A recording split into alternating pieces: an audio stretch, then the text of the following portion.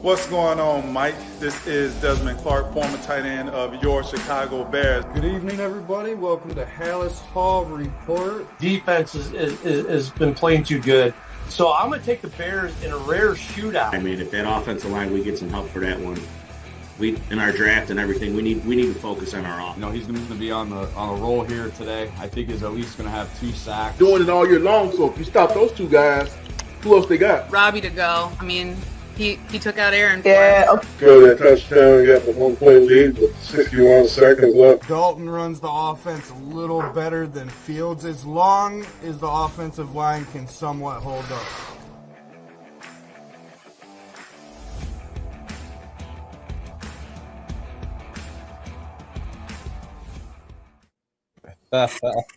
Welcome to Halas Hall Report. We're a little late today. Had some technical difficulties, so we're just going to go ahead and do a pregame.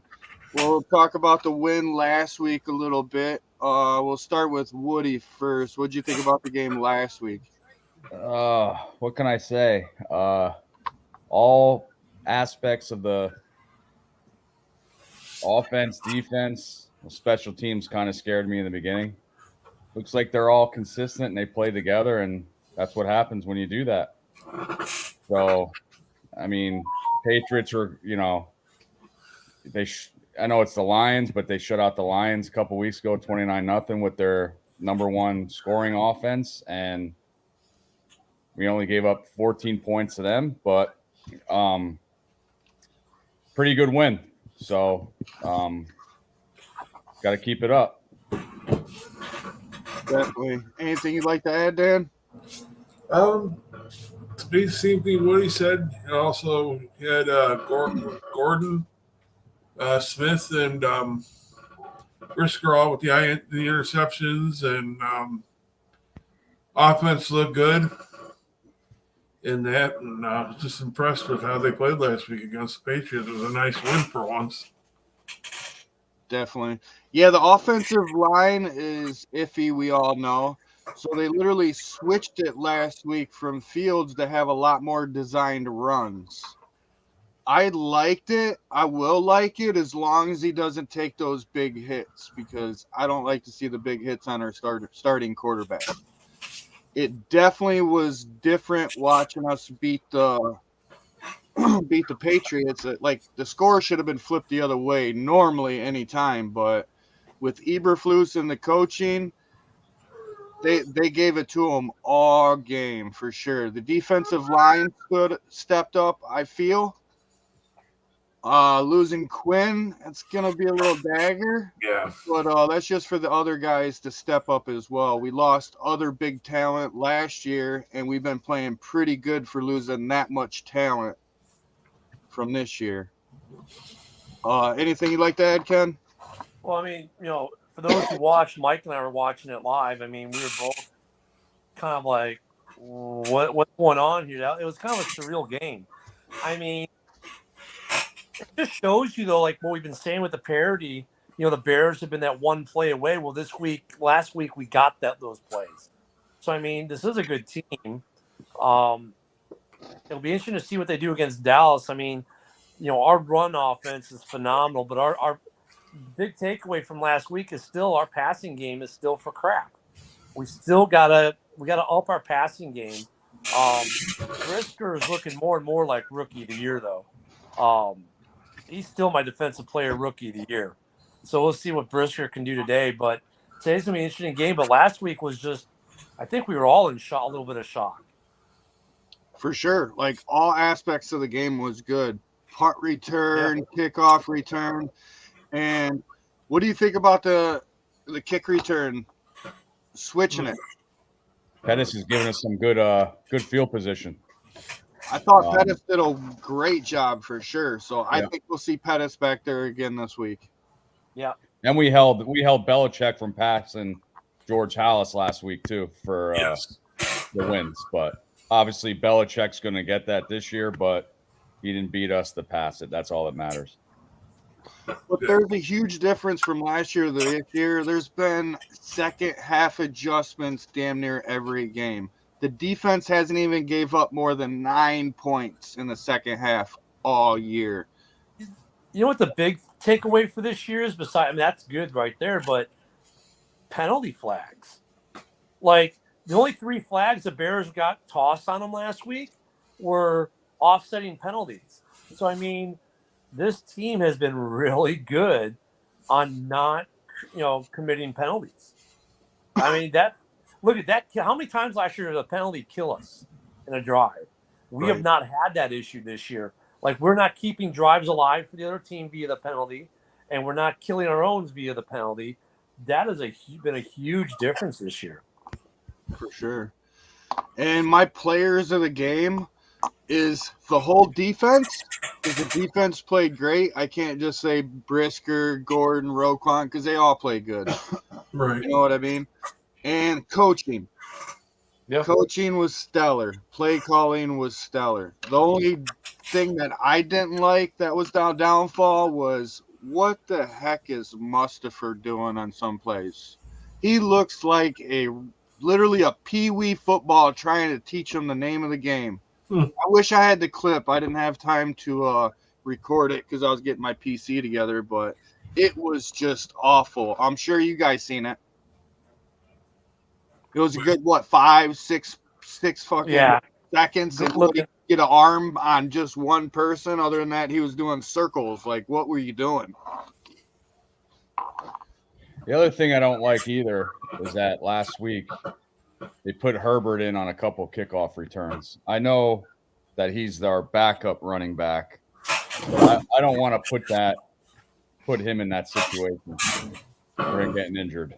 No, I get why they're doing it though, because they're like, look, if he just gets the smallest of seams, he could be gone. So I get why they're doing it. I kind of agree with you, Woody, but I understand why they're doing it. And plus Santos 4 for 4 last week, so that's good. Mike is win by a field goal.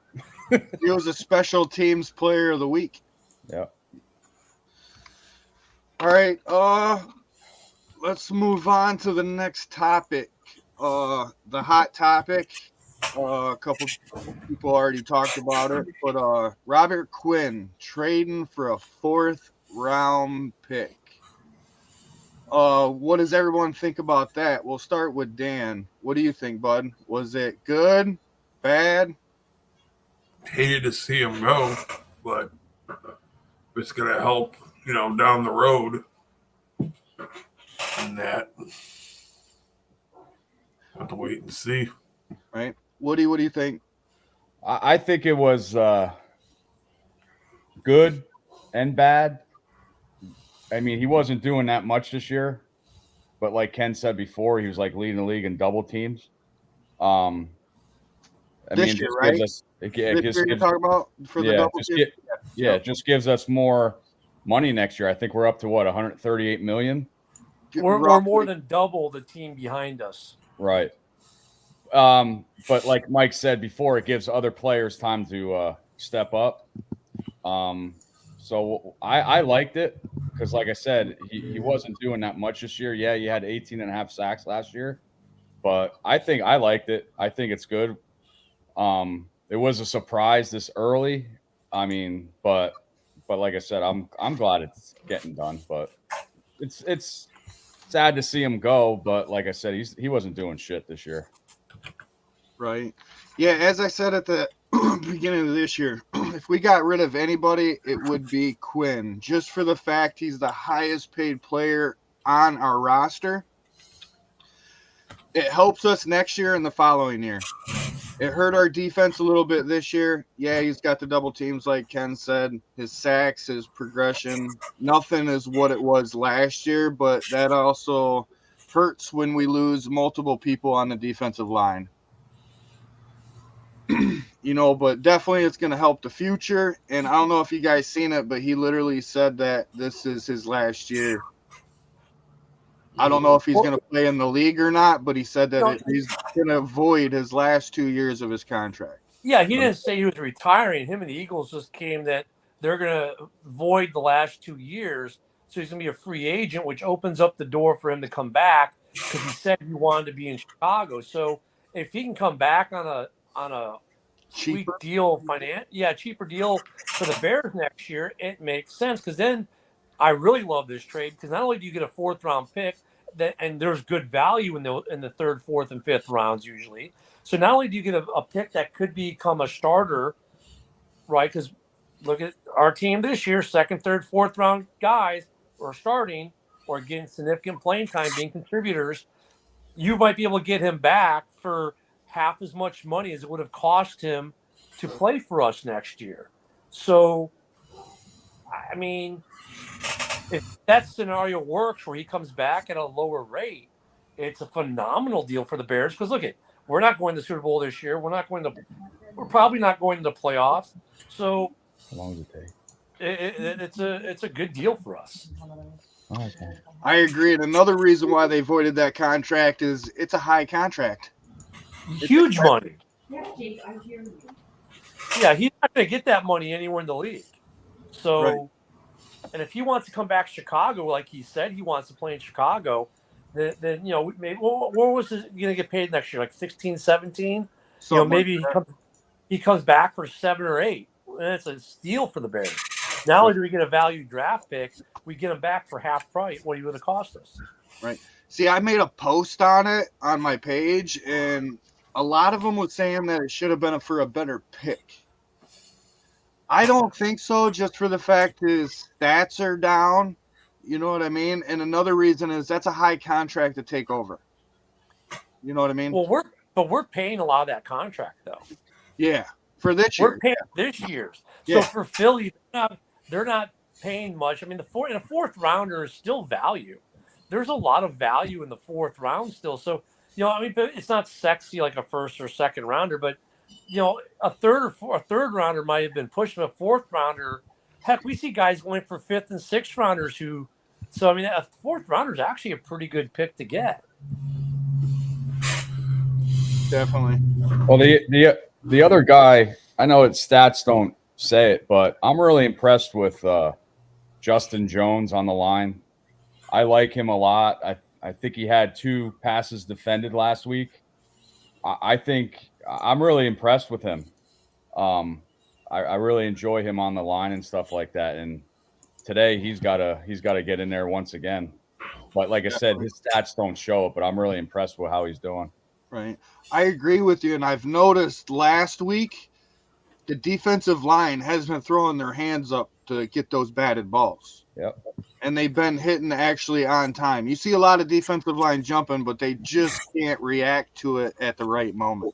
What's going to be interesting is now, is going to be the with the D line is okay. So the double team situations you have to change for defenses or offensive lines, obviously.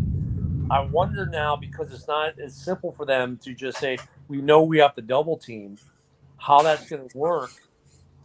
It might actually open this D line up a little bit more in a weird way.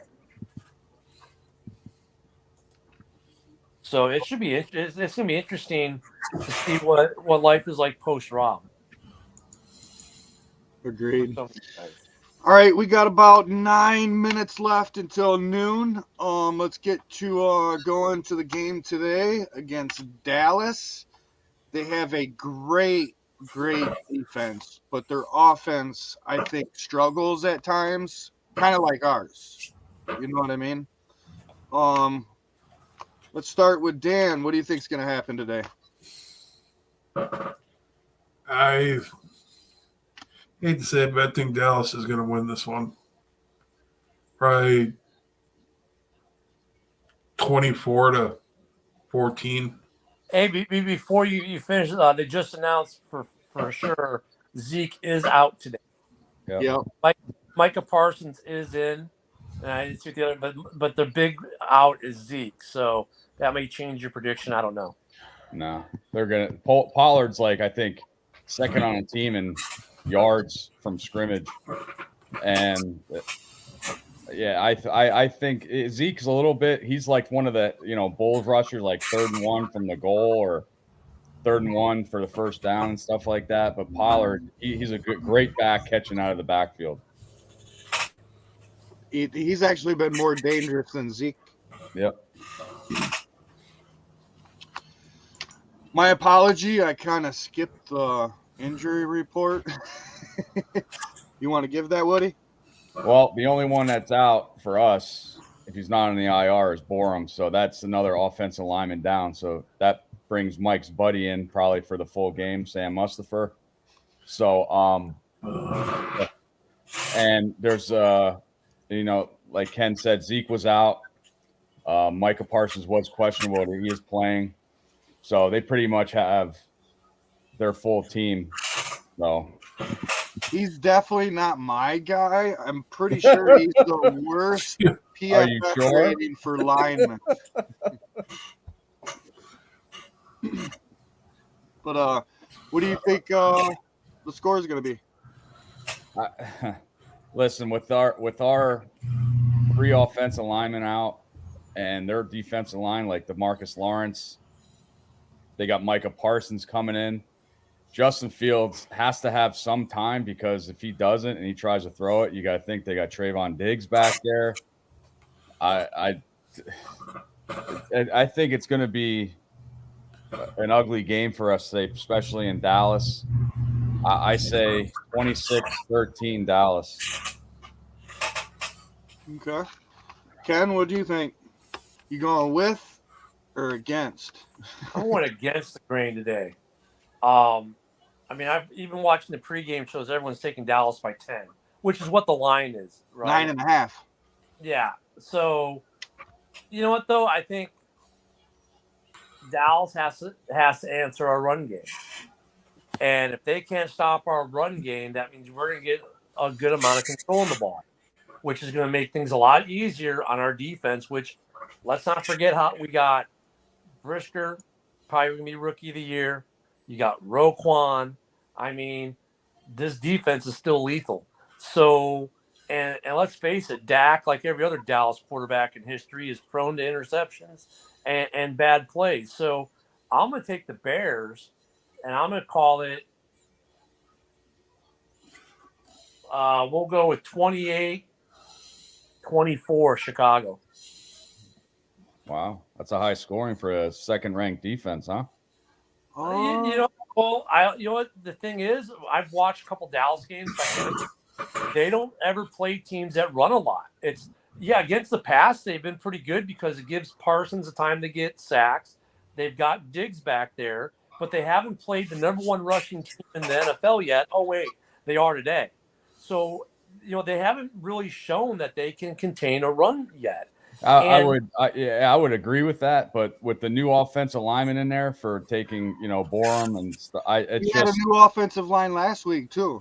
They've been good, but even with Mustafer's Mustafer's bad at pass protect, but he's actually somewhat decent on we lost Dan. He's decent on run. So I mean, it's going to be run heavy today. And look at Parsons. Micah Parsons in, but he's not 100%. So there is a possibility of him not playing this whole game too. So yeah, John Dorn, I kind of figured isn't that going to be 43-13? Isn't that going to be the Green Bay score tonight? Now he's the homer that picked the Packers on the show. Yeah, Buffalo is going to win big today. But I mean, honestly, it all comes down to the running game. If the Bears establish the running game and the Cowboys can't contain it, we win. That's simple. I absolutely agree with you, Ken. Last week we went against the 7th ranked defense, and look what we did. You know what I mean? Not saying it's as talented as the Cowboys, but if we have a game plan going into today like we did last week, I'm with Ken on that. I believe the Bears are going to win. Hopefully they win the turnover ratio like they did last week. I think we're going to win 27-20. And the other thing is too, I think now with as if they establish the run game, I think we'll start to see more Cole Kmet and more of Darnell Mooney on short play action passes, where it's going to be more of a yak situation, right? 3-yard pass and go for a run after the catch. Because Komet's pretty good at that. I think he's averaging 5 or 6 yards run after the catch. And Mooney, if he gets even an ounce of space, forget about it. Well, the quick slants and the wide receiver screens or the tight end screens, depending on if they're tripped up or what. You know what I mean? Yeah. I absolutely agree. 100%. I just hope that Justin Fields, because what they did last week is made a pocket for him, which I liked.